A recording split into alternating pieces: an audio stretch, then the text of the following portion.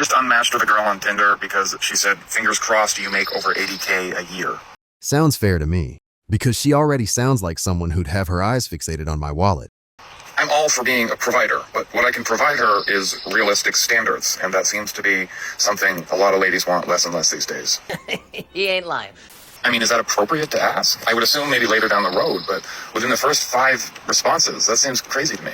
But realistic standards according to who? I think you're upset that you're realizing that you will not meet every woman's standards, and that's fine. Every woman isn't the one for you. You're talking about how dare she ask such a question like this up front, but the same men who will say that will be the same men who will ask about a woman's body count. While the body count thing is popular to talk about online, I very much doubt that guys are genuinely asking about it in their real lives. Any guy with an ounce of common sense would know that whatever she tells him most likely isn't going to be the truth. So it's pointless to even ask. You'd be much better off paying attention to the people she's closest to and how she behaves.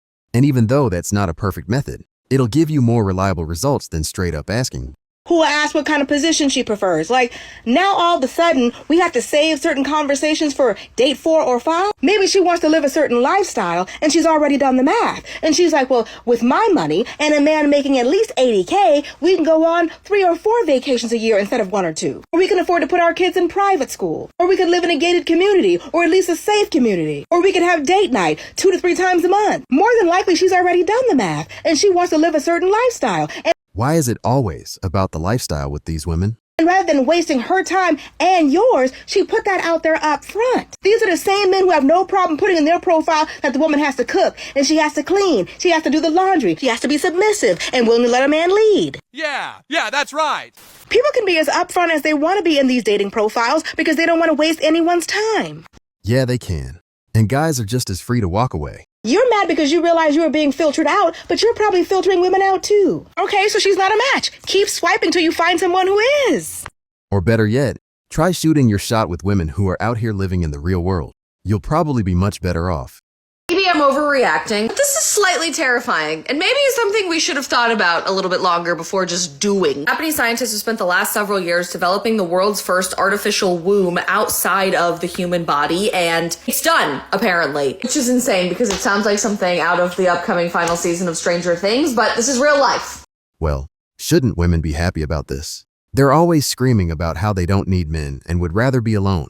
So with this new technology, they won't have to worry about the so-called parasite feeding off them without their consent, which is an argument I've heard made a few times in recent years. Here we are. They call this EVE therapy, or ex vivo uterine environment, the EVE system, which isn't totally dystopian at all. It actually was designed for really altruistic purposes for the most part, replicating a human womb for babies that are born extremely prematurely or are extremely sick and need more time to develop, which is not a bad thing whatsoever. And they specify that this technology currently is primarily aimed at supporting premature infants rather than enabling full-term gestation outside of the human body.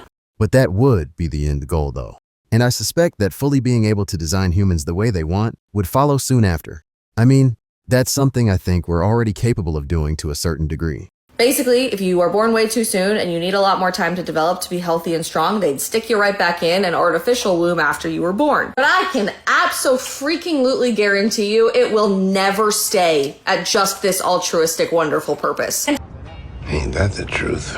It should be wildly concerning to anyone remotely interested in human rights. We have developed technology that could aid in completely unfettered human trafficking, like creating unlimited human beings that no one even knows exist in a laboratory for the purposes of abuse. Honestly, I don't know if that'd even be a goal worth pursuing at this point, because with the way things are going with AI and robotics, would there really be a need to mass create humans? Practicing mass eugenics all over the world by examining how a baby is growing in the womb, and if it's not up to satisfactory performance or perfect baseline health, then we could just prematurely pull the plug. With about 73 million abortions taking place every year, how can things get much worse? And continuing to remove women from the procreative process entirely, which is exactly what we've seen the foundation being laid for, with everyone labeling women as birthing people and saying it's not just women.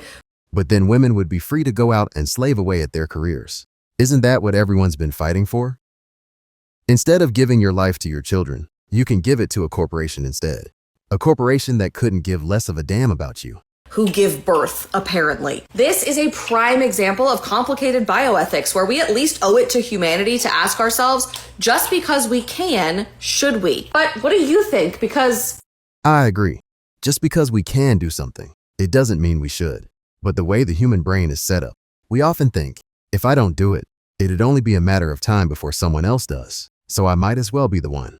I was hanging out with my friend yesterday and we were talking about dating, and she was telling me how she's so frustrated with dating and with men, and she's just so over it. And she's 27, she's gorgeous, and I'm not just saying that because she's my friend. She's just objectively beautiful. I'm sure that's the case. She's from Brazil, she's sweet, she works out a lot, she's super fit. She's just had so many disappointing experiences over the last couple years. Like, she feels like guys just don't take her seriously for some reason. Like, they think it's okay to just treat her casually, even though she tells them up front she only is interested in something serious. She's not interested in anything casual. And some guys are just actually dumb. They don't know how to behave. On some of the dates, she'll like offer to pay or split something just to see how they react. Any gentleman is not going to accept that offer. He's not going to let the woman pay on at least the first handful of dates. Honestly, that would have been me in the past. But now, I'm petty. And if you fake offer to pay for something, I'm gonna make you pay because I don't like to play games. If your preference is for a guy to pay for things, then say that. Use those amazing communication skills that women are always boasting about. And some of these guys will just let her pay. Like, they'll just be like, yeah, go ahead. You can pay for that. Yeah, pay for that. I'm sorry. He was just in the mindset of like, I've just been so disappointed by so many of these guys. Like, I just don't even want to try anymore. This fake offering to pay for dinner thing is super annoying. Almost as annoying as the 30 minutes of ads you have to sit through if you get to the movies too early. I finally realized that it's true when they say that women can just be friends with men, but men can't just be friends with women. But why is that? Like, I don't understand. Like, for all the men, write down in the comments why men and women can't just be friends. Because men are pretty simple. For us, if we find a girl attractive and we get along, why wouldn't we want to build a life with this person? We've already got enough friends. Unlike women, guys don't have all these requirements for a relationship. And that's largely because we don't rely on women for survival or provisioning. We have preferences because of hundreds of thousands of years of evolution. Do you think women just woke up one day with a tendency to like men who are bigger than they are? And don't you just hate when people mistake niceness for flirting? Because let me tell you, I had a couple of guy friends and I lost all of them. All of them, because I gave them mixed signals and I wasn't doing it. That wasn't my intention, but I guess I'm just naturally a charismatic, silly, funny person, so I love to joke around and just be engaging. And I'm sorry, like, I guess that gave them mixed signals. So for all the women, especially if you're attractive and you have a guy best friend, let me tell you that he is not just wanting to be your friend. Like, he has different intentions and he wants something more. So you really have to basically let him know that you only see him as a friend. And it's funny, because a lot of guys will swear to God that a particular woman's just a friend. But let that woman give them the chance to clap cheeks, and their true colors will come through. Want to have sex? And let me tell you, he is probably going to stop talking to you. So to save yourself a heartbreak, because that's the thing, us women, we get attached with company, okay? Even if they're a friend, like, we love having them around and having them as a friend. But if you don't say anything, you're just going to end up feeling betrayed and feeling hurt. As for me, I am avoiding guy friends forever. And that's the thing, I showed signs that I was not really into them. So for the next video, I'm going to show you signs that a girl does when they do not like you, because they're very clear. You just got to catch it. The easiest and quickest way for a guy to know if a girl's into him or not is to just grow some balls and make a move. Sometimes you get those guys that say they wouldn't date a woman who's got children because they don't want to play stepdad to someone else's kids. And you're thinking, big man, when did she say that she wants you to do that?